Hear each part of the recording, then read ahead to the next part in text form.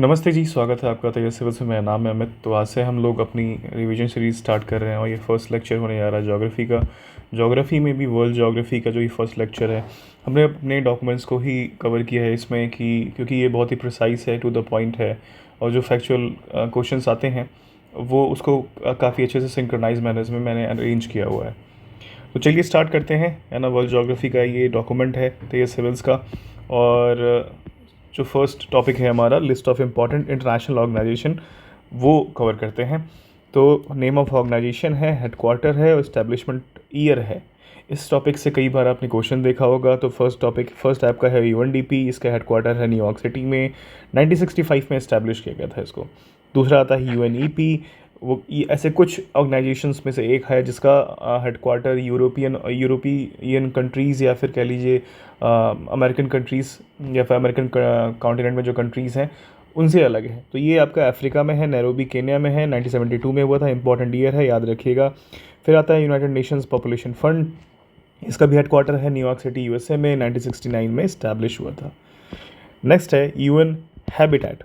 ये आपका नैरोबी में है, यूएनईपी की तरह, 1978 में इस्टेब्लिश हुआ था। फिर आता है UNICEF, United Nations children fund. ये आपका न्यूयॉर्क सिटी में है, 1946 में इस्टेब्लिश हुआ था। ये इंपॉर्टेंट ऑर्गेनाइजेशन है। वर्ल्ड फूड प्रोग्राम, इसका आपका हेडक्वार्टर है रोम इटली में, 1961 में इस्टेब्लिश हुआ था। नेक्स्ट आपका आता है फूड एंड एग्रीकल्चर ऑर्गेनाइजेशन। इसका भी हेडक्वार्टर रोम इटली में है, 1945 में इस्टेब्लिश हुआ था। नेक्स्ट है इंटरनेशनल सिविल एविएशन ऑर्गेनाइजेशन। इसका हेडक्वार्टर है मॉन्ट्रियल कनाडा में, 1947 में इस्टेब्लिश हुआ था। नेक्स्ट है आपका international labour organisation, Geneva Switzerland में है। ये one of the oldest organisation है, 1919 में ये ट्राई पार्टी ऑर्गेनाइजेशन थी। और थोड़ा इसके बारे में डिटेल पढ़ना चाहें तो, लेकिन एक चीज़ जान लीजिए कि इसका जो फाउंडिंग मेंबर में इंडिया थी उस समय, ठीक है। तो ब्रिटिश गवर्नमेंट रिप्रेजेंट कर रही थी किसी भी तरह से, लेकिन इंडिया उसका फाउंडिंग मेंबर में था। नेक्स्ट है इंटरनेशनल मॉनेटरी फंड, आईएमएफ, जिसके बारे में ढेर सारे पढ़ा है आपने। नेक्स्ट आपका इसका हेडक्वार्टर है Washington DC USA, establishment year है 1946। नेक्स्ट है international maritime organisation, London UK में इसका हेडक्वार्टर है, 1948 में इसका इस्टेब्लिशमेंट है। नेक्स्ट है international telecommunication union, Geneva Switzerland में हेडक्वार्टर है, 1865। ये देखिएगा, वन ऑफ द ओल्डेस्ट, ठीक। इसका इस्टेब्लिशमेंट ईयर है। नेक्स्ट है आपका यूनेस्को, पेरिस फ्रांस में इसका हेडक्वार्टर है। पेरिस में अभी ओलंपिक हुआ था, थोड़ा सा मेडल टैली देख लीजिएगा। इंपॉर्टेंट ईयर है, कौन कौन सा उसका थीम क्या था, कौन से उसके डिटेल्स थे उसके, वो भी देखना ज़रूरी है। फिर 1945 में इस्टेब्लिशमेंट ईयर है इसका।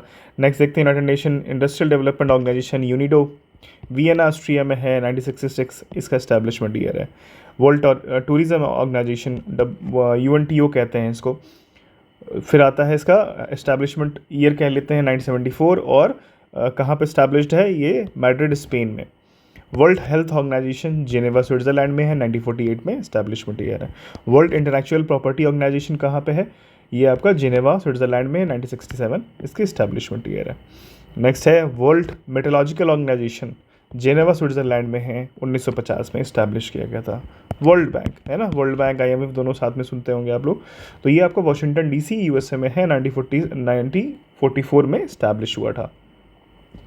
फिर आता है यूएनएड्स, ये आपका जेनेवा स्विट्जरलैंड में है, 1994 में इस्टेब्लिश हुआ था। नेक्स्ट आता है United nation high commission of refugees, ये आपका जेनेवा स्विट्जरलैंड में है, 1950 में इस्टेब्लिश हुआ था। नेक्स्ट आपका यूएन विमेन, ये आपका न्यूयॉर्क सिटी में है, 2010 में इस्टेब्लिश हुआ है। नेक्स्ट है इंटरनेशनल एटॉमिक एनर्जी एजेंसी, जिसको IAEA कहते हैं, वियना ऑस्ट्रिया में है, 1957 में इस्टेब्लिश हुआ था। नेक्स्ट है इंटरनेशनल ऑर्गेनाइजेशन फॉर माइग्रेशन, ये आपका जेनेवा में 1951 में इस्टेब्लिश हुआ था। नेक्स्ट है आपका organisation for the prohibition of chemical weapons, the Hague में है ये, और ये नीदरलैंड्स में है, 1997 में इस्टेब्लिश हुआ। नेक्स्ट आपका UNFCCC, बोन जर्मनी में है, 1994 में इस्टेब्लिश हुआ, साइन हुआ था 1993 में। नेक्स्ट है world trade organisation, WTO, Geneva Switzerland में है, 1995 में इस्टेब्लिश हुआ था। नेक्स्ट है आपका इंटरनेशनल ट्रेड सेंटर, ITC, ये आपका जेनेवा स्विट्जरलैंड में है, 1964 में इस्टेब्लिश हुआ। नेक्स्ट है आपका अफ्रीकन डेवलपमेंट बैंक ग्रुप, ये आपका अबजान में है, कोटे डी आइवरी में, 1964 में इस्टेब्लिश हुआ था। नेक्स्ट है आपका अफ्रीकन यूनियन में, ये अदिस अबाबा में है, अदिस अबाबा कैपिटल है इथियोपिया की, ये 2002 में इस्टेब्लिश हुआ था। नेक्स्ट है एमनेस्टी इंटरनेशनल, लंदन यूके में है, 1991 में इस्टेब्लिश हुआ। नेक्स्ट है आपका आर्कटिक काउंसिल, ये आपका ट्रॉम्सो नॉर्वे में है, 1996 में इस्टेब्लिश हुआ। नेक्स्ट है आपका एशिया पैसिफिक इकोनॉमिक कॉरपोरेशन, ये आपका क्वींसटाउन सिंगापुर में है, 1989 में इस्टेब्लिश हुआ। एशियन डेवलपमेंट बैंक, ये आपका फिलीपींस में है, थोड़ा सा हो सकता है प्रोनाउंसिएशन ऊपर नीचे निकल जाए, इसलिए आप इसको देख लीजिए, मेमोराइज़ कर लीजिए। और ये 1966 में इस्टेब्लिश हुआ। फिर आता है आसियान, जकार्ता हेडक्वार्टर में इस्टेब्लिश हुआ, इसका हेडक्वार्टर है, माफ़ कीजिएगा हेडक्वार्टर, और ये 1967 में इस्टेब्लिश हुआ। फिर आता है बैंक ऑफ इंटरनेशनल सेटलमेंट्स, ये आपका बेसल है, बेसल नॉर्म्स पढ़ा होगा आपने, स्विट्ज़रलैंड में है, 1930 में इस्टेब्लिश हुआ। कॉमनवेल्थ सेक्रेटेरिएट, ये आपका लंदन में है, यूके में, ये 1965 में इस्टेब्लिश हुआ। फिर आता है काउंसिल ऑफ यूरोप, ये आपका स्ट्रासबर्ग फ्रांस में है, 1949 में इस्टेब्लिश हुआ। फिर आता है European central bank, Frankfurt Germany में है, 1998 में इस्टेब्लिश हुआ। यूरोपियन स्पेस एजेंसी, ESA जिसको कहते हैं, पेरिस में है, और 1975 में इसकी इस्टेब्लिशमेंट हुआ इसका। नेक्स्ट है यूरोपियन यूनियन, ब्रुसेल्स बेल्जियम में है, 1993 में इस्टेब्लिश हुआ। G15 समिट जो होता है वो जेनेवा में होता है, स्विट्ज़रलैंड में, ये 1990 से स्टार्ट हुआ था। फिर होता है international court of justice, the Hague, Netherlands में है, 1945 में इस्टेब्लिश हुआ। ये ऑर्गेनाइजेशंस इंपॉर्टेंट है, पढ़ना कई बार आपको बोरिंग लगेगा, लेकिन ये पढ़ना भी ज़रूरी है, क्योंकि ऐसे क्वेश्चंस आते हैं, और जब ऐसे ऑर्गेनाइजेशंस को एक सिंक्रोनाइज मैनर में नहीं देखे रहते हैं और आइसोलेटेड में देखे रहते हैं, इक्का दुक्का इधर उधर देख लिए और आ गया तो ठीक है, सही हो गया, नहीं तो ऐसे ही गलत हो जाएगा, तो इस अप्रोच से कई बार क्वेश्चंस गलत हो जाते हैं, और एक सिंपल सा क्वेश्चन हम जो स्कोर कर सकते थे उसमें मार्क्स, वो गलत हो जाएगा, इसलिए पढ़ना ज़रूरी है। नेक्स्ट है आपका इंटरनेशनल डेवलपमेंट एसोसिएशन, ये आपका अब IDA, IFC, ये सब चीज़ें आप सुनेंगे वर्ल्ड बैंक के आम से ही हैं, ठीक है। तो वाशिंगटन DC 1960 में इस्टेब्लिश हुआ। इंटरनेशनल फाइनेंस कॉर्पोरेशन, ये है वाशिंगटन DC 1956 में इस्टेब्लिश हुआ। इंटरनेशनल ओलंपिक कमेटी, ये है लॉसेन स्विट्ज़रलैंड में, 1894 में इस्टेब्लिश हुआ। नेक्स्ट आता है international seabed authority, Kingston Jamaica में है, 1994 में इस्टेब्लिश हुआ। इंटरनेशनल पार्लियामेंट्री यूनियन, ये आपका जेनेवा स्विट्ज़रलैंड में 1889 में इस्टेब्लिश हुआ। फिर आता है मल्टीलैटरल इन्वेस्टमेंट गारंटीड एजेंसी, मीगा, ये आपका वाशिंगटन DC में है, 1988 में इस्टेब्लिश हुआ। फिर आता है नॉर्थ अटलांटिक ट्रीटी ऑर्गेनाइजेशन, ये आपका वाशिंगटन DC में, ये 1949 में इस्टेब्लिश हुआ। नेक्स्ट है आपका OECD, organisation for economic corporation and development, ये पेरिस फ्रांस में है, ये 1961 में इस्टेब्लिश हुआ।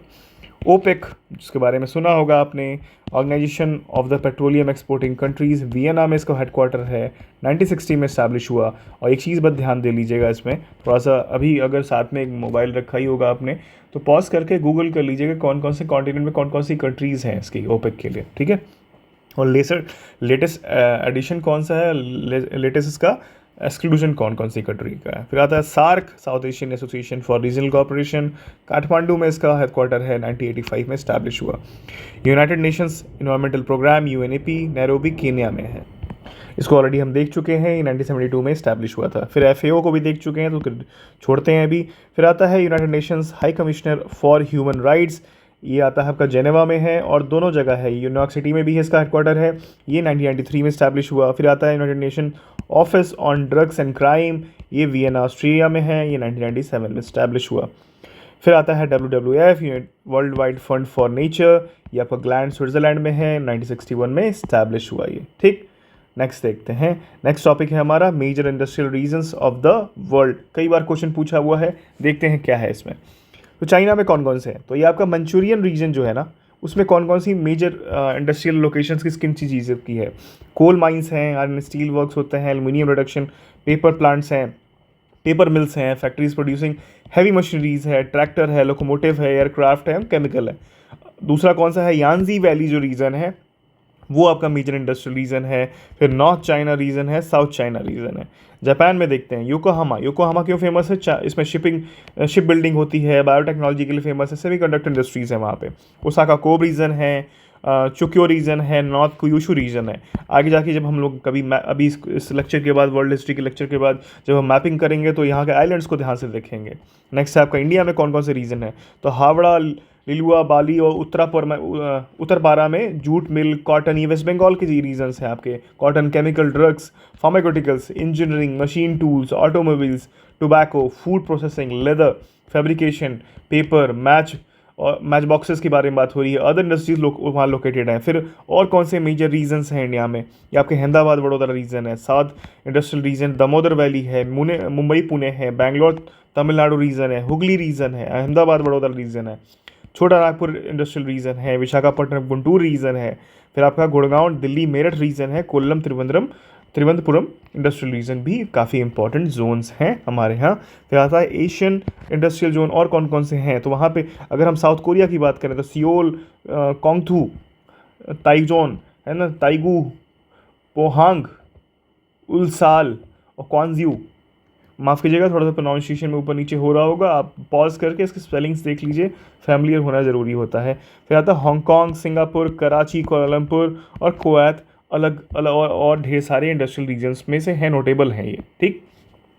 फिर आता है मैगिनटॉगॉर्श है, ये इंडस्ट्रियल सिटी है ऑफ एक कह लेते हैं चेल्याबिंस्क और ब्लास्ट जो कि रशिया में है। Large reserve of iron reserve और पाया जाता है यहाँ पे, और आइडियल लोकेशन है स्टील प्लांट के लिए, तो ये लोकेशन याद रखिएगा स्टील प्लांट के लिए।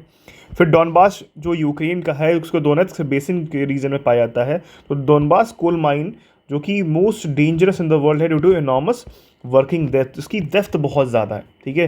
तो ये डॉनबास कोल माइन याद रखिएगा। Historical, economical and cultural region in eastern Ukraine है, ये ईस्टर्न यूक्रेन का रीजन है और यहाँ पे काफ़ी कल्चरली, इकोनॉमिकली और हिस्टोरिकली काफ़ी इंपॉर्टेंट है उनके लिए। नेक्स्ट देखते हैं कुनबास रीजन कहाँ पे है, तो ये southern south western Siberian region में है, और ये इसके बारे में थोड़ा सा और डिटेल देखते हैं। Contains some of the world's largest coal deposit, तो ये याद रखिएगा largest coal deposit Kuzbass largest coal deposit के लिए जाना जाता है, ठीक है। Dominated by metallurgy, mining as well as mechanical engineering and chemical production, ठीक, याद रहेगा। नेक्स्ट देखते हैं अल्पाकियन रीजन क्यों जाना जाता है। Run from southern New York to northern Mississippi, है ना, ये याद रखिएगा कहाँ से कहाँ तक, न्यूयॉर्क से मिसिसिपी तक जाता है, और मेजरली कोल माइनिंग के लिए is most commonly associated with coal mining के लिए इंपॉर्टेंट है, ठीक है। फिर आता है साओ पाउलो रीजन, तो इसको साओ पाउलो रीजन को फाइनेंशियल कैपिटल ऑफ ब्राज़ील भी बोला जाता है, इसको याद रखिएगा। नॉर्थ ईस्ट कोस्ट जो कि यूनाइटेड किंगडम में है, कोल माइनिंग और आयरन स्टील प्रोडक्शन के लिए जाना जाता है इस रीजन को, ठीक। नेक्स्ट देखते हैं लॉरेन रीजन जो कि फ्रांस में है। ये रीजन जो है वो mostly agricultural with rivers Meuse and Moselle flowing through it rising on the forested slope of वोस्गेस, माफ़ कीजिएगा प्रोनाउंसिएशन थोड़ा सा ऊपर नीचे हो सकता है। The region is well known for the iron and steel industry as well as the crystal work. अब लॉरेन आपको याद होगा तो वर्ल्ड वॉर के टाइम पे ये बहुत ज़्यादा कंटेंशन का इशू था, क्योंकि जर्मनी से ये वापस फ्रांस को मिला था, ठीक है। तो एल्सेक लोरेन के बारे में सुना होगा, ये टर्म सुना होगा एल्सेक लोरेन, ठीक, वही है। फिर आता है जर्मनी का रूर और सिलेसिया रीजन, तो ये most densely populated region in Germany known for its coal mining and steel industry. तो कोल माइनिंग और स्टील इंडस्ट्री के रूरल रीजन बहुत फेमस है ना। माफ़ कीजिएगा जर्मनी को जर्मनी बनाने के लिए सबसे बड़ा रीज़न है। फिर आता है इटली में कौन कौन सी रीजन्स हैं, लंबार्डी है, पेडमोंट है, लिगुरिया है, नेपल्स है, ठीक, याद रखिएगा। जर्मनी के बारे में फिर से देखते हैं, तो Saar and the middle Rhine industrial region, ये भी बहुत इंपॉर्टेंट है। The Hamburg industrial region, Berlin industrial region और लेप्जिग इंडस्ट्रियल रीजन, ये 4 इंडस्ट्रियल रीजन जो हैं ये जो जर्मनी के हैं वो मेजर इंडस्ट्रियल रीजन्स हैं। फिर आता है the Moscow Tula industrial region. The Moscow Tula region जो है हाईएस्ट कंसंट्रेशन ऑफ इंडस्ट्रीज़ हैं यहाँ पे, iron steel, heavy chemical, metallurgy, chemical tools, refinery, textile, electrical, automobiles and ढेर सारी इसी तरह की इंडस्ट्रीज़ पाई जाती हैं। फिर आते हैं ऊरल इंडस्ट्रियल रीजन के बारे में, तो Ural industrial region owes much of its development to the massive iron ore deposits of Magnitogorsk. ये हम देख चुके हैं, मैगिनटॉगॉश इसका नाम है, और निजनी टैगिल और सेरोव, ठीक है। नेक्स्ट देखते हैं मेजर इंडस्ट्री जो है इसमें machine tools, agriculture machinery, chemicals and so on के लिए फेमस है ये, तो ये भी आपका रशिया में है। नेक्स्ट देखते हैं अदर यूरोपियन रीजन्स, देख लेते हैं थोड़े से कौन से नोटेबल हैं। वो स्विस प्लेटिव है स्विट्ज़रलैंड में, स्टॉकहोम है आपका स्वीडन में, रॉटरडैम है आपका, रॉटरडैम और एम्स्टर्डम रीजन है आपका हॉलैंड में, ब्रूजेस और एंटवर्प रीजन है आपका बेल्जियम में, एंटवर्प बहुत फेमस है डायमंड के लिए। फिर आता है आपका कॉकासस इंडस्ट्रियल रीजन है, वोल्गा इंडस्ट्रियल रीजन है, कुज्नेत्स्क इंडस्ट्रियल रीजन है और सेंट्रल एशिया इंडस्ट्रियल रीजन है। ये सारे के सारे नोटेबल रीजन्स हैं। नेक्स्ट आता है the great Lakes region of northern America, ये it consist of 8 US states. इसमें कौन से हैं? इलियनिस है आपका, इंडियाना है, मिशिगन है, मिनीसोटा है, न्यूयॉर्क है, ओहियो है, पेंसिल्वेनिया है और विस्कॉसिन है। ठीक है, कुछ कुछ कैनेडियन प्रोविंस भी आते हैं जो ऑन्टेरियो के हैं। फिर आता है navigable terrain, waterways, port fuels by unprecedented regional transportation infrastructure construction. तो ये मेजली इन वजहों से ज़्यादा एक्सेसिबल है, इंडस्ट्रियल रीजन के लिए बूस्ट करने के लिए जाना जाता है। फिर आता है न्यू इंग्लैंड रीजन। तो न्यू इंग्लैंड रीजन सुन के तो लग रहा होगा कि आपको ये यूके का पार्ट है, लेकिन ये यूएसए का पार्ट है। तो न्यू इंग्लैंड जो है वो north eastern USA, that includes 6 states, तो Maine, New Hampshire, Vermont, Massachusetts, Rhode Island and Connecticut, ये होते हैं। और majority of the export are industrial products such as specialised machines and weaponry के लिए जाना जाता है।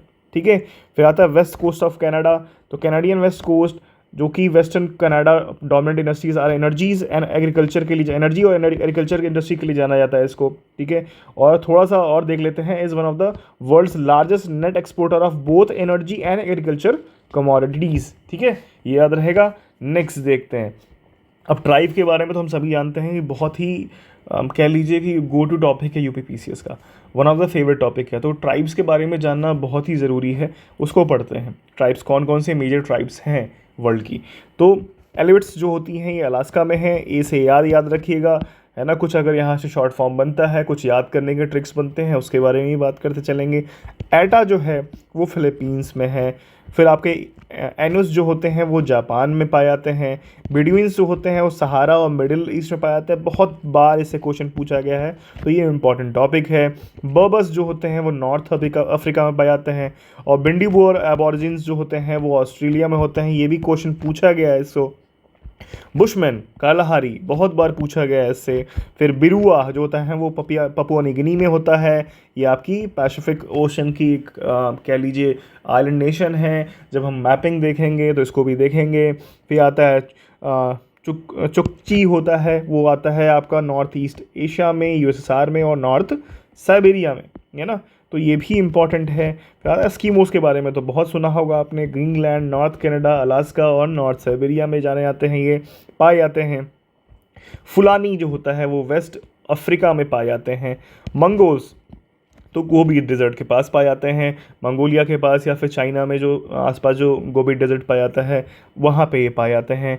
और गुइशास जो होते हैं अमेजन फॉरेस्ट एरिया में पाए जाते हैं। हौसा ये इंपॉर्टेंट टॉपिक है, ये इंपॉर्टेंट ट्राइब कह लीजिए, नॉर्थ नाइजीरिया में पाया जाता है। हॉटेंटॉट्स ये हॉट ट्रॉपिकल, ये तो आप पढ़ के ही समझ जाओगे कि हॉट ट्रॉपिकल अफ्रीका में पाए जाते हैं। तो इबानाज ये बहुत बार पूछा गया है, equatorial rain forest region of south east Asia.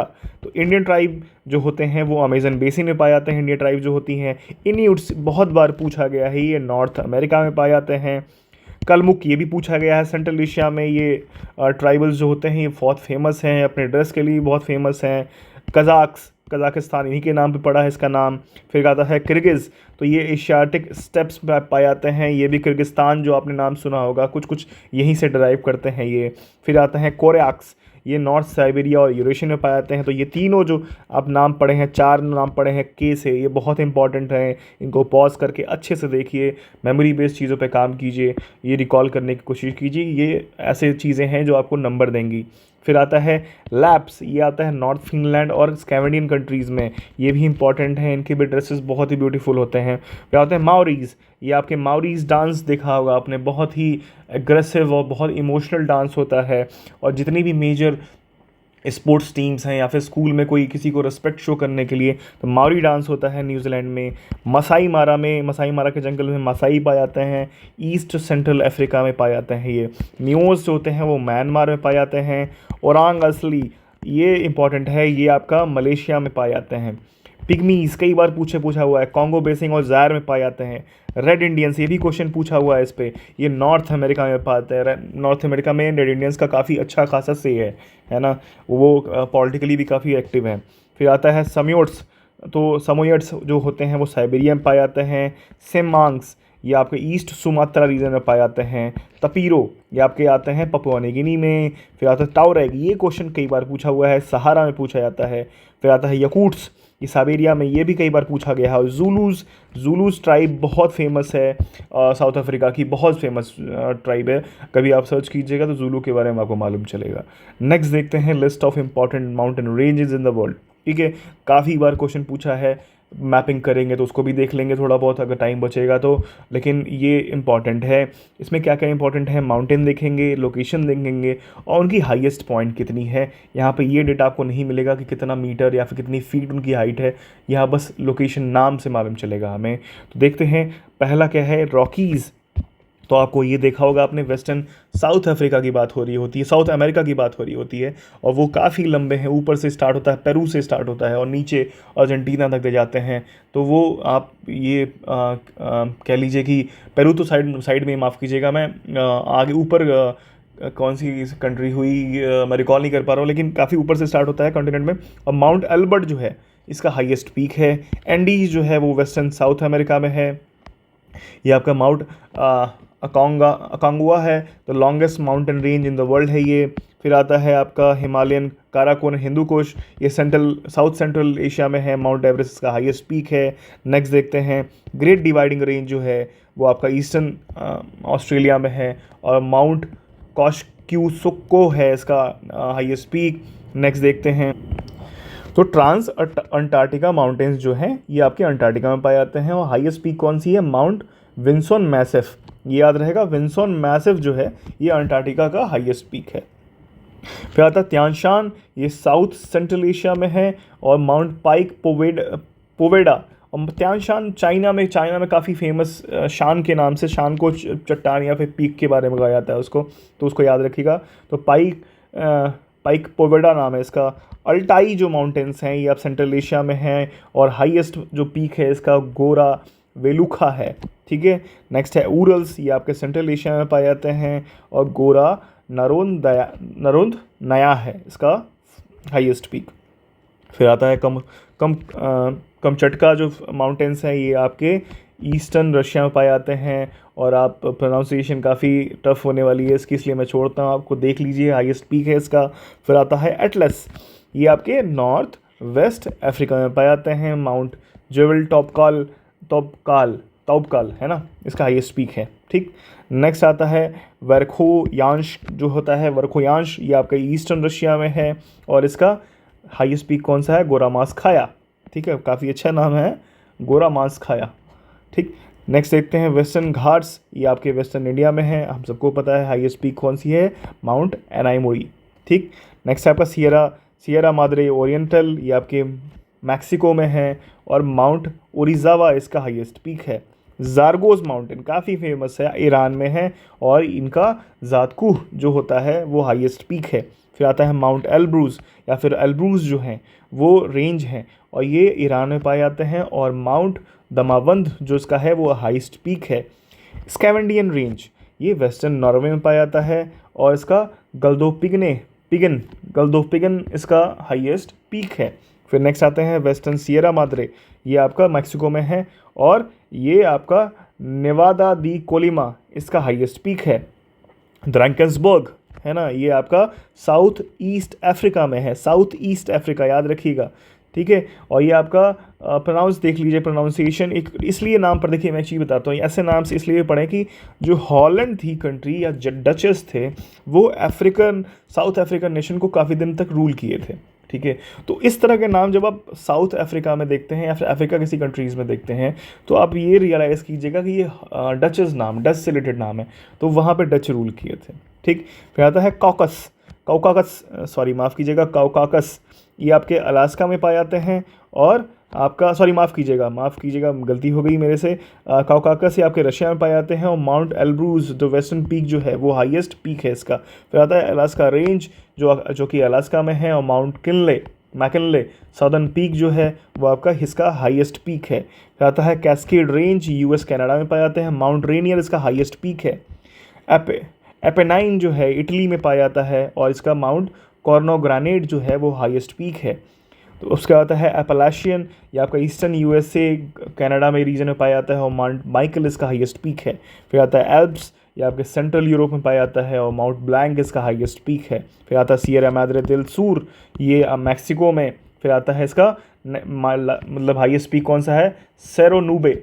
ठीक, तो इस तरह से ये टॉपिक हमारा ख़त्म हुआ। नेक्स्ट पे मूव करते हैं। थोड़ा सा जल्दी चल रहा हूँ मैं, क्योंकि आप रिवीजन है, आप इसको मल्टीपल टाइम एनी हाउ को देखना पड़ेगा अगर आप वीडियो आपके लिए रेलेवेंट है तो मैं आराम से चल के मैं एक चीज़ को, क्योंकि ये सब सारी चीज़ें फैक्चुअल है, तो आप आराम से कई बार देखोगे इसको आई होप, और पॉज करके देखोगे। इफ़ नॉट, अगर आप नोट्स बनाना चाहो तो नोट्स बना सकते हो, और आपको अगर ये पीडीएफ लेना है तो लिंक इसका डिस्क्रिप्शन बॉक्स में पड़ी हुई है, आप ले सकते हो। नेक्स्ट देखते हैं, ओशन करंट हर बार का फेवरेट है, कई बार पूछा गया क्वेश्चन है ये, तो देखते हैं, स्टार्ट करते हैं। तो आर्टिक ओशन में ओशन करंट कौन कौन से हैं, तो बैफिन आइलैंड करंट है जो कि कोल्ड करंट है। ईस्टर्न ग्रीनलैंड करंट है जो कि कोल्ड करंट है। ठीक, अब अटलांटिक ओशन में को देखते हैं कौन कौन से करंट्स हैं और ये कोल्ड है कि वार्म है। तो पहला है अंगोला करंट जो कि वार्म है। एंटीलीज करंट वार्म है। कैरेबियन करंट वार्म है। फ्लोरिडा करंट वार्म है। नॉर्थ अटलांटिक करंट वार्म है। नॉर्वेजियन करंट वार्म है। इर्मिंगर करंट वार्म है। ब्राज़ीलियन करंट वार्म है। एंटीलीज जो कि रिपीट हो रहा है वार्म करंट है। वेनेजुएला, अब देखिएगा कोल्ड कौन कौन से हैं, तो ये जो कोल्ड करंट्स है ना ये इंपॉर्टेंट है, क्योंकि ये ऑड वन आउट है, कर लीजिए ये 5-6 करंट ऑड वन आउट है, इन्हीं को याद कर लोगे तो आपको याद रहेगा कि अटलांटिक ओशन में कौन कौन से कोल्ड करंट है। ठीक है, तो Venezuela current, Cape Horn current, Falkland current, south Atlantic current, Labrador current और कैनरी करंट। तो कैनरी तो कोई आप पता है ना कि ये अफ्रीका जो कॉन्टिनेंट है उसके ये वेस्टर्न कोर्ट से ऐसे मुड़ के आती है। ठीक है, तो ये सारे के सारे कोल्ड करंट हैं। ये अगर मैं मैपिंग में देखूंगा अगर ये इंक्लूड हो पाए तो अच्छी बात है। नेक्स्ट देखते हैं इंडियन ओशन में कौन कौन से। तो अगुलास करंट जो कि वार्म करंट है। ल्यूविन करंट ये वार्म करंट है। मोजाम्बिक करंट ये कि वार्म करंट है। साउथ वेस्ट मानसून जो कि हम जानते हैं वार्म करंट होता है। फिर आता है वेस्टर्न ऑस्ट्रेलियन करंट, ये कोल्ड करंट है। नॉर्थ ईस्ट मानसून करंट ये कोल्ड करंट है। सोमाली करंट ये इंपॉर्टेंट पूछा है कई बार, तो ये कोल्ड करंट है। साउथ इंडियन ओशन करंट ये भी कोल्ड करंट है। अब हम देखते हैं पैसिफिक ओशन में कौन कौन से करंट है, उसमें से वार्म और कोल्ड कौन कौन से हैं। तो पहला है अलास्कन करंट, ये वार्म है। कुरोशिया करंट वार्म है। अब देखिएगा दो करंट जो कि बहुत ही ज़्यादा एक बहुत बड़ा रोल प्ले करते हैं किस चीज़ में, वो कि क्या कहते हैं, फिशिंग जो एरियाज़ बनते हैं ना, लेकिन न्यू फॉलैंड करंट होता है तो वहाँ पे न्यू फॉलैंड एरियाज़ के पास बहुत अच्छा एक क्या कहते हैं फ़िशिंग एरिया पाई जाती है। तो इसी तरह से जापान के पास एक ऐसा एरिया पाया जाता है जो फ़िशिंग के लिए बहुत ही कंड्यूसिव होता है। वो इसलिए हो रहा होता है कि जो ओएसयू करंट जो या कुरील करंट जो होता है कोल्ड करंट, और कुरोशिया करंट वार्म करंट, ये दोनों जाके मिल रहे होते हैं। ठीक है, इसलिए ऐसा होता है। तो नेक्स्ट देखते हैं नॉर्थ पैसिफिक करंट, ये भी वार्म है। नॉर्थ अटलांटिक करंट वार्म है। साउथ इक्वेटोरियल करंट ये आपका वार्म है, माफ़ कीजिएगा नॉर्थ इक्वेटोरियल करंट होगा ये। फिर आता है इक्वेटोरियल काउंटर करंट, ये भी वार्म है। फिर आता है अल नीनो करंट, ये भी वार्म है।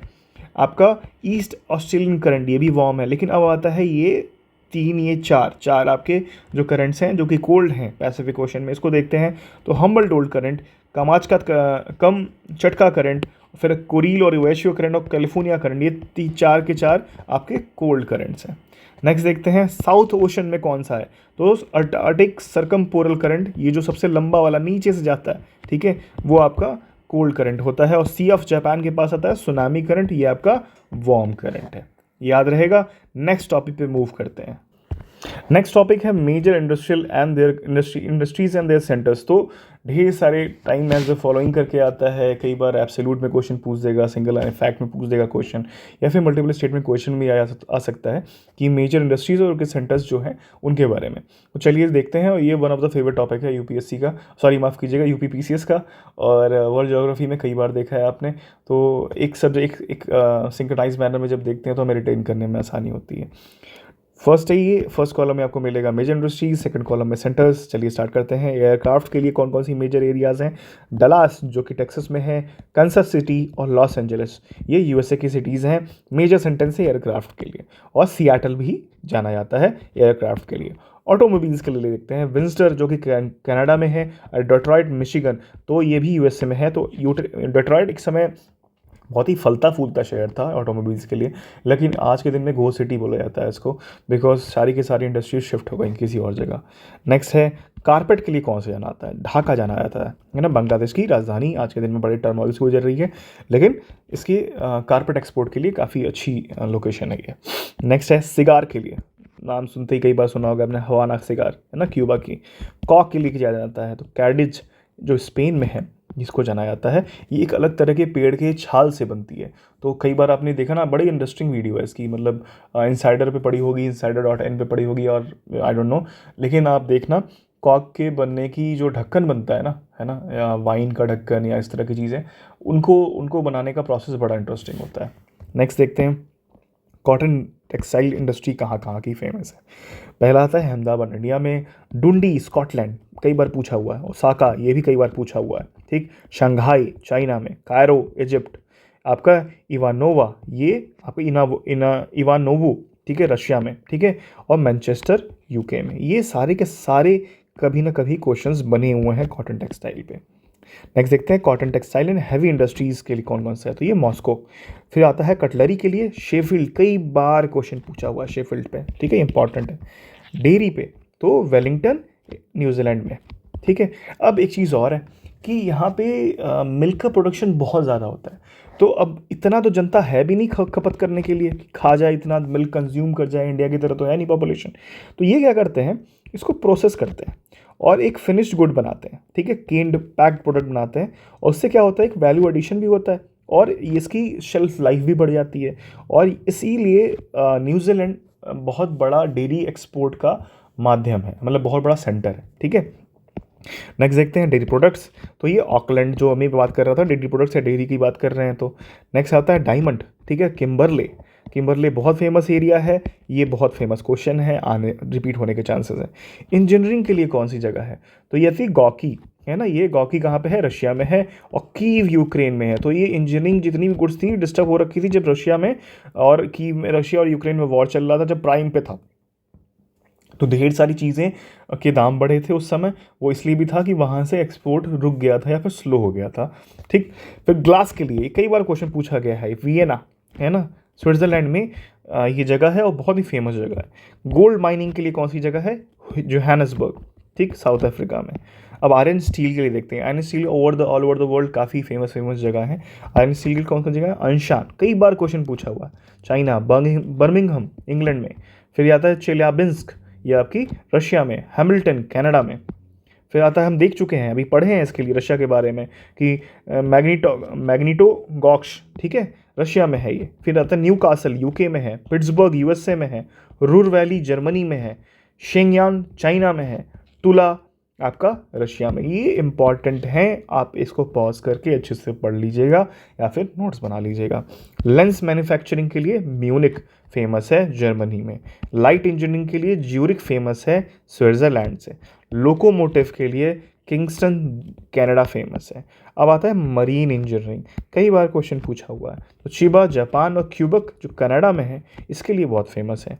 मीट पैकिंग के लिए भी शिकागो, अब मीट पैकिंग के लिए गेम अलग है ना, वहाँ पे मेज का प्रोडक्शन और ढेर सारे का प्रोडक्शन बेसिस इसीलिए होता है क्योंकि जो ये मीट प्रोडक्शन के जो कह लीजिए कि जिनको फीड किया जाता है उनके लिए इतना लार्ज स्केल पे ये फार्मिंग होती है कि ये सबसे one of the biggest centre है शिकागो, ठीक है।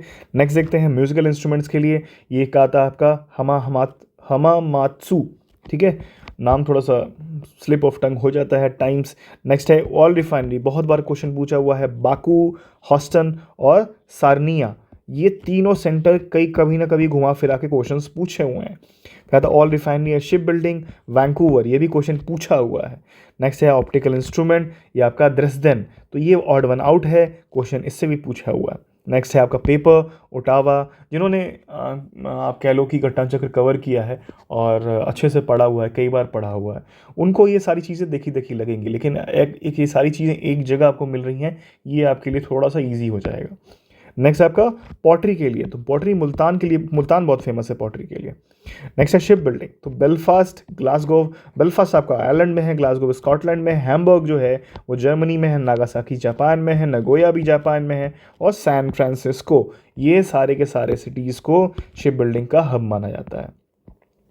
फिर आता है शिप बिल्डिंग, फिर आता है ये भी व्लादिवोत्स्क जो जगह है रशिया में, वो भी जानी जाती है। Ship building and cotton textile, ये टोक्यो जाना जाता है उसके लिए ship building and cotton textile, उसके अगेन न्यूयॉर्क जाना जाता है। शिप बिल्डिंग एंड पेट्रोकेमिकल्स, ये एंटवर्प, इसको मैं कई बार आपको मेंशन कर रहा हूँ, ये काफ़ी इंपॉर्टेंट जगह है, और डायमंड्स के लिए भी जाना जाता है। डायमंड पॉलिशिंग सबसे ज़्यादा यहीं पे होती है, ठीक है।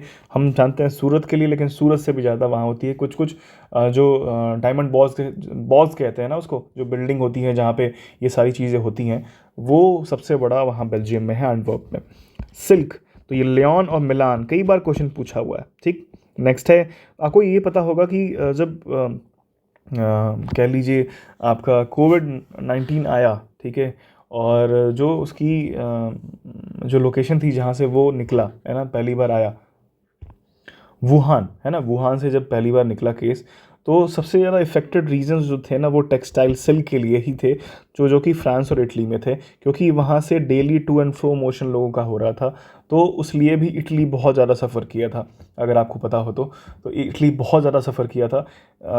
उसका all together medical infrastructure damage हो गया, भ्रष्ट हो चुका था, वो एकदम ही ख़त्म हो चुका था, भ्रष्ट हो चुका था।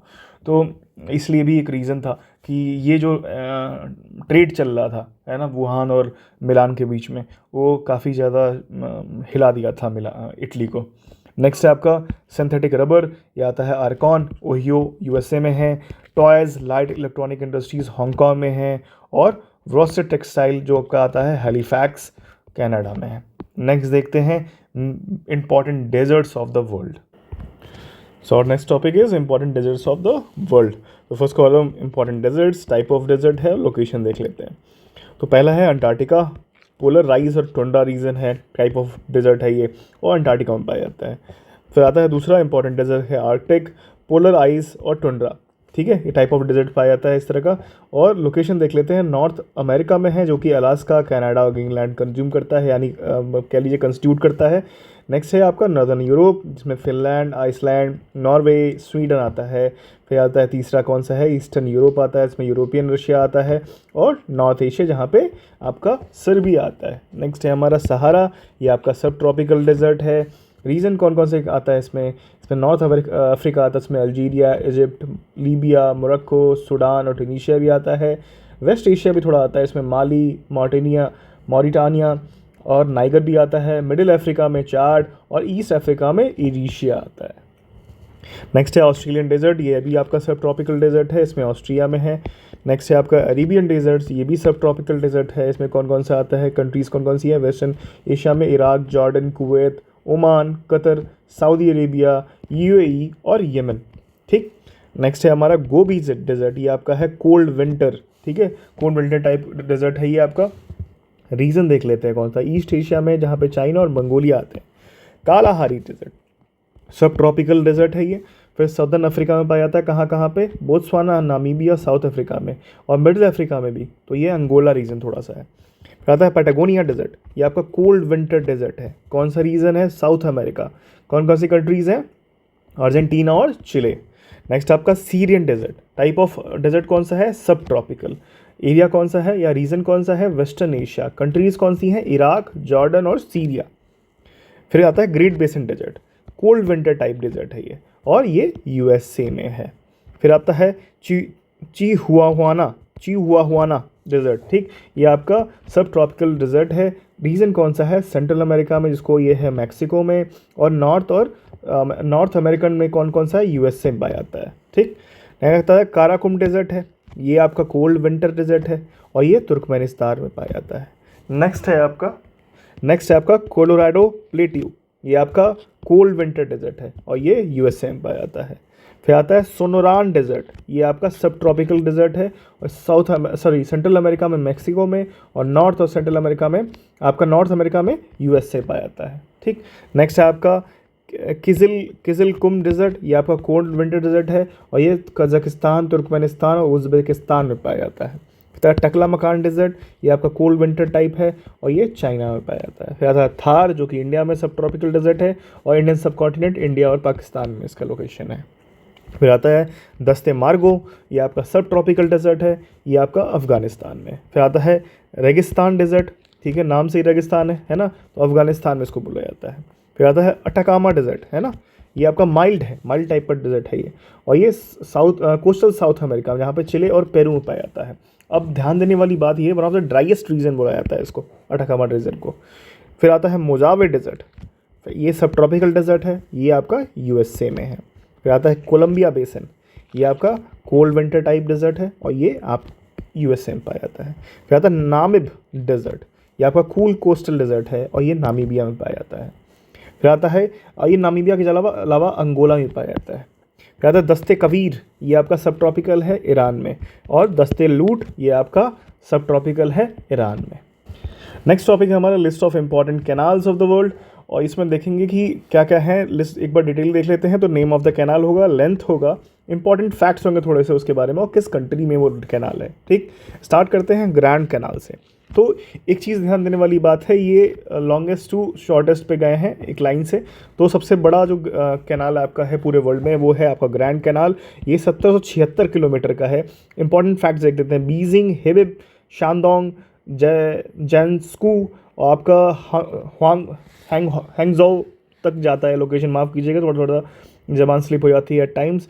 नेक्स्ट है आपका the grand canal in China was opened in 485 BC to join the main rivers and it was extended over the centuries. ये चाइना में पाया जाता है ग्रैंड कैनाल, याद रखिएगा 1776, बीजिंग से लेकर हैंगजाओ तक आता है ये। ठीक, और ये 485 BC में ओपन हुआ था। फिर आता है काराकुम कैनाल, है ना, ये आपका 1375 किलोमीटर आमू दरिया और काराकुम डेजर्ट को ये जोड़ता है, तुर्कमेनिस्तान में है। फिर आता है साइमा कैनाल, ये 814 किलोमीटर साइमा और गल्फ ऑफ फिनलैंड को जोड़ता है, ये रशिया में है। नेक्स्ट है यूरेशिया कैनाल, ये 700 किलोमीटर का है, ब्लैक सी कुमामाइंच डिप्रेशन को जोड़ता है, ये रशिया और कजाकिस्तान के बीच में है। नेक्स्ट आता है मैनेज शिप कैनाल, ये आपका 700 किलोमीटर का है, ब्लैक सी और कैस्पियन सी को जोड़ता है, ये रशिया में है। नेक्स्ट है आपका ईरी कैनाल, बहुत फेमस है, ये 584 किलोमीटर का है, ये अल्बानी और न्यूयॉर्क और बफेलो एरियाज़ को जोड़ता है और ये यूएसए में है। थोड़ा सा डिटेल देख लेते हैं इसके। Eerie canal was build between 1817 से 1819 के बीच में हुआ था, और कहाँ ऑपरेशन कभी स्टार्ट हुआ था इसमें, ये 1825 में इसका काम, जब इसके बीच से शिप गुजरना स्टार्ट हो गई थी। फिर आता है ग्रैंड यूनियन कैनाल, ये 461 किलोमीटर का है, लंदन और बर्मिंघम के बीच में है, ये आपका इंग्लैंड में है। नारा कैनाल, ठीक है, ये 364 किलोमीटर, ये सुक्कुर बैराज, खैरपुर और संघर डिस्ट्रिक्ट के है और ये आपका पाकिस्तान में है। फिर आता है रोन और राइन कैनाल, राइन कैनाल 349 किलोमीटर, राइन, रोन और नॉर्थ सी मेडिटेरियन के रीजन में है ये, ठीक है, ये आपके फ्रांस में है। फिर आता है मारने और राइन कैनाल, ये 313 किलोमीटर का है, इसमें राइन, मारने, मेयूस रिवर और मोसले रिवर्स के बीच में है और ये आपका फ्रांस में है। फिर आता है लीड्स एंड लिवरपूल कैनाल, फिर आपका ये लीड्स और लिवरपूल के में 204 किलोमीटर का है, ये इंग्लैंड में है। नेक्स्ट है आपका स्विस कैनाल, ये 193.3 किलोमीटर का है, मेडिटेरेनियन सी और रेड सी को कनेक्ट करता है, इजिप्ट में है। थोड़ा सा और डिटेल्स देख लेते हैं। When the canal was opened in 1869 it shortened the route between Europe and India by 7000 kilometre से डिस्टेंस को कम कर दिया था। और ध्यान देने वाली बात है 1869 में ओपन हुआ था। The canal stress the north and south across the isthmus of sues between the city of port said and sues, ठीक, ये पोर्ट सेड और स्यूज के बीच में है और इस्थमस ऑफ स्यूज को क्रॉस करती है, ठीक है।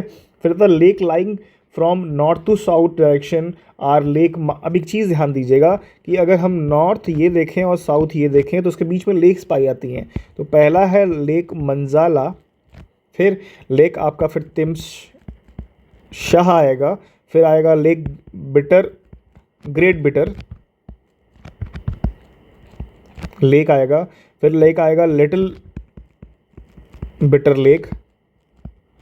ठीक, ये 4 लेक हैं, ये अगर आप याद कर पाएँ तो बहुत अच्छी बात होगी, मंजाला, तिम्सा, ग्रेट बिटर और लिटिल बिटर। ठीक है, नेक्स्ट देखते हैं गोटा कैनाल, ये 190 किलोमीटर गॉथमबर्ग टू स्टॉकहोम, ये स्वीडन में है। फिर आता है the Kiel canal 98 kilometre, connect the north sea and the Baltic, ये जर्मनी में है। फिर आता है पनामा कैनाल, बहुत फेमस कैनाल है, 82 किलोमीटर इसके डिस्टेंस है, कनेक्ट्स द अटलांटिक ओशन और पैसिफिक ओशन को कनेक्ट करता है। Completed in 1914, the canal shorten the ship voyage between the New York city and San Francisco, तो ये आपका पनामा रीजन में है। ठीक, फिर आता है लुडविग कैनाल, ये बहुत फेमस कैनाल है, कई बार पूछा हुआ है।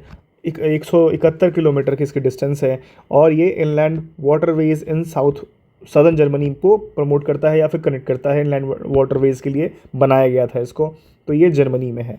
फिर आता है the Sault and Saint Marie canal, ये आपका it was a part of shipping route from the Atlantic ocean to lake Superior until 1987, ये कनाडा में है।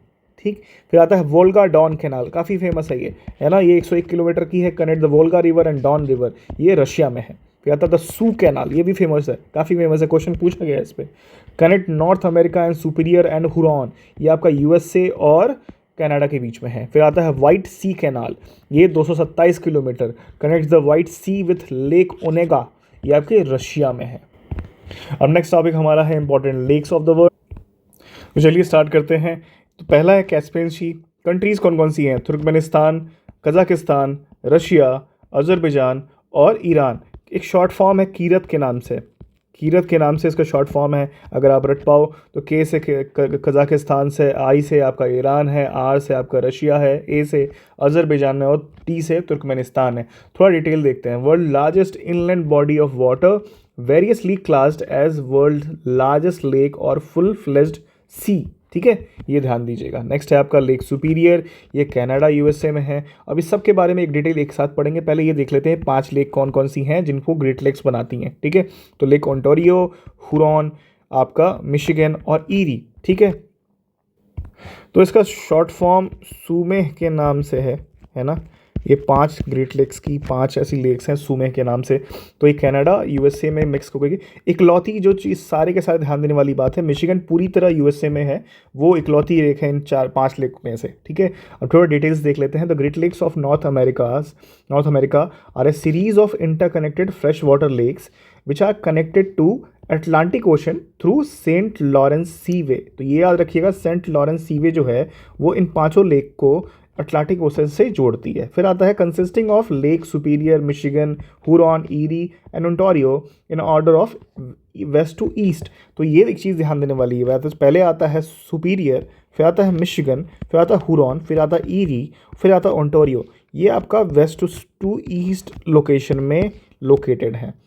नेक्स्ट है Superior, Huron, Michigan, Erie, Ontario in order of largest to smallest. तो यानी superior जो है वो सबसे बड़ा है और आपका ओंटारियो जो है वो सबसे छोटा है। तो ये बिगेस्ट है और ये स्मॉलेस्ट है। फिर आता है lake superior is the largest continental lake in the world by area and lake Michigan is the largest lake that is entirely with in one country. तो ये मैं बोला हूँ ना कि ये पूरा का पूरा यूएसए में है, लेकिन एक ध्यान देने वाली बात ये भी है कि ये लार्जेस्ट लेक है जो एक सिंगल कंट्री में लाई करता है। ठीक है, तो ढेर सारे फैक्ट इन 5 लेक से जुड़े हुए हैं, यहाँ पे आपको पॉज कीजिएगा, रुक के पढ़िएगा, काफ़ी कुछ क्लियर हो जाएगा। नेक्स्ट है आपका एरल सी, तो आपका कजाकिस्तान और आपका उज़्बेकिस्तान के बीच में लाई करता है और ये धीरे धीरे सिकुड़ता चला जा रहा है ना, ड्यू टू मेजर रीजंस। वो फ्रेश वाटर लेक्स जो फ्रेश वाटर रिवर्स जो आती थी जोड़ती थी, उनमें भी इशू आ रहा है, और कह लीजिए इंक्रोचमेंट का इशू है, ढेर सारा इशूज़ है। नेक्स्ट आपका लेक विक्टोरिया, ये केनिया, तंजानिया, युगांडा के बीच में है। ठीक है, और टुक के नाम से या KOT के नाम से जोड़ सकते हो इसको। ठीक है, Lake Victoria 3rd largest fresh water lake on earth, it is one of the great lakes of Africa. यहाँ से ध्यान देने वाली बात है, जो मैप करेंगे तो मैं एक चीज़ दिखाऊंगा, ऐसे रिवर निकलती है, वो रिवर कौन सी है। ठीक, फिर आता है लेक टंगाघियाका, तो ये माफ़ कीजिएगा, प्रोनाउंसिएशन गलत हो गया, तंगानिका है ये लेक। थोड़ा सा प्रोनाउंसिएशन बियर कर लीजिएगा, टंगानिका नाम कह सकते हैं इसका। कंट्रीज़ कौन कौन सी हैं? बुरुंडी है, तंजानिया है, कॉन्गो है, जाम्बिया है। डिटेल्स देखते हैं। The longest lake in the world, ये इंपॉर्टेंट चीज़ है। It is also the second largest by volume. It is the second largest deepest lake in the world after Baikal. तो इन दो चीज़ें मालूम चली यहाँ पे। Deepest lake of the world है आपका बैकॉल लेक, और ये सेकंड लार्जेस्ट डीपेस्ट है, सेकंड डीपेस्ट लेक है, माफ़ कीजिएगा। फिर आता है लेक बैकॉल के बारे में। रशिया में पाया जाता है। The deepest lake in the world. It is the world largest lake by volume. It is second longest lake. ठीक, ध्यान दीजिएगा। अब फर्स्ट तो ये था आपका लॉन्गेस्ट, है ना। तो ये आपके यहाँ पे करीब ढेर सारे फैक्ट्स मिल चुके हैं यहाँ 2 पॉइंट्स में। था द ग्रेट लियर बेक, माफ़ कीजिएगा, द ग्रेट बियर लेक। फिर आपका ये कनाडा में पाया जाता है। It is the largest lake entirely with in Canada and the 4th largest in north America. Next है लेक नायसा, ये मलावी, मोजाम्बिक और तंजानिया के बीच में पाया जाता है। फिर आता है लेक विनिपेग, ये कनाडा में पाया जाता है।